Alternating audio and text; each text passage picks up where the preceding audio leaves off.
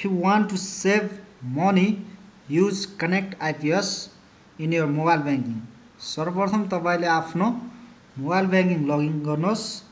तलपट्टि रहेको क्यूआर बार सिलेक्ट गर्नुहोस् र क्यूआर स्क्यान अथवा ग्यालेरीबाट यसरी क्यूआर सिलेक्ट गर्नुहोस्। त्यसपछि यस्तो इन्टरफेस खुल्छ र फन्ड ट्रान्सफरमा क्लिक गर्नुहोस्। इन्टरफेसको अमाउन्ट सेक्सनमा रु 10 राखेर डाइरेक्ट पेमेन्ट गर्दा रु 11.3 नै लाग्दछ।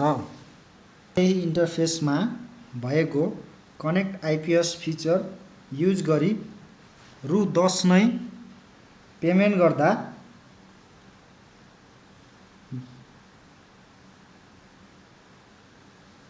जम्मा रु 2.26 लाग्दछ। पुनः डाइरेक्ट पेमेन्टमा रु 500 राख्दा चार्ज रु 11.3 नै लाग्दछ।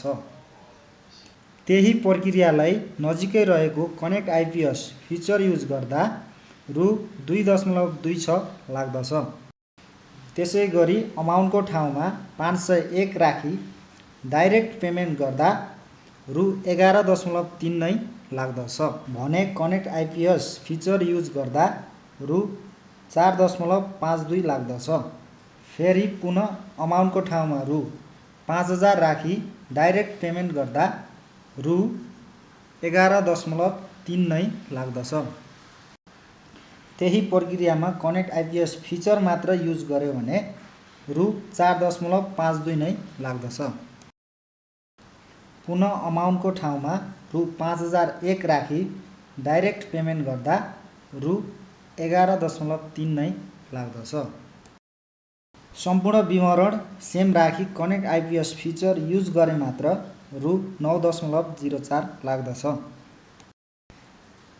त्यसै गरी पुनः अमाउन्टको ठाउँमा रु 10,000 राखी डाइरेक्ट पेमेन्ट गर्दा रु 11.3 नै लाग्दछ भने त्यही ठाउँमा कनेक्ट आइपीएस युज गरे मात्र रु 9.04 लाग्दछ।